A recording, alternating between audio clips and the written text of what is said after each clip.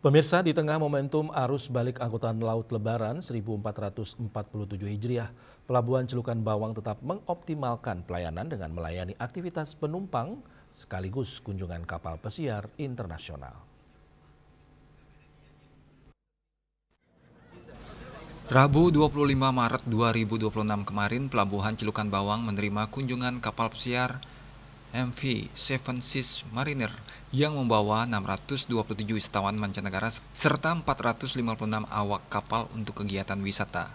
Kunjungan ini merupakan bagian dari total 19 rencana kunjungan kapal pesiar sepanjang tahun 2026 di Pelabuhan Celukan Bawang. Di sisi lain, aktivitas arus balik juga didukung oleh operasional kapal perintis. Kapal KM Sabuk Nusantara 74 telah mengangkut 210 penumpang asal Sapeken 24 Maret 2026. Selanjutnya, KM Sabuk Nusantara 51 dijadwalkan sandar di Pelabuhan Celukan Bawang pada 28 Maret dan 2 April 2026. General Manager Pelindo Cabang Celukan Bawang, Muhammad Imron menyampaikan bahwa pihaknya memastikan seluruh layanan berjalan optimal dalam dua momentum sekaligus. Sementara itu, Kepala KSOP Celukan Bawang, Taufikur Rahman menegaskan pengawasan terus diperkuat selama periode angkutan Lebaran.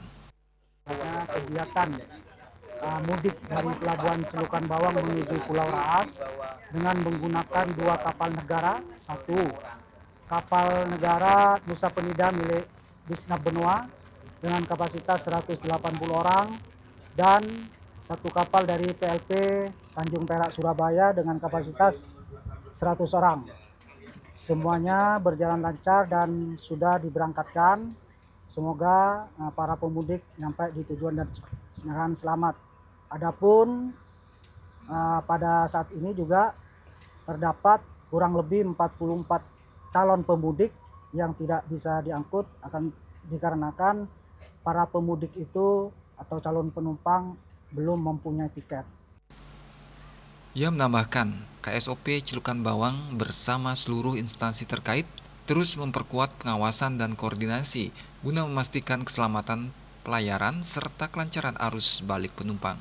Yasri Yuli, Bali TV.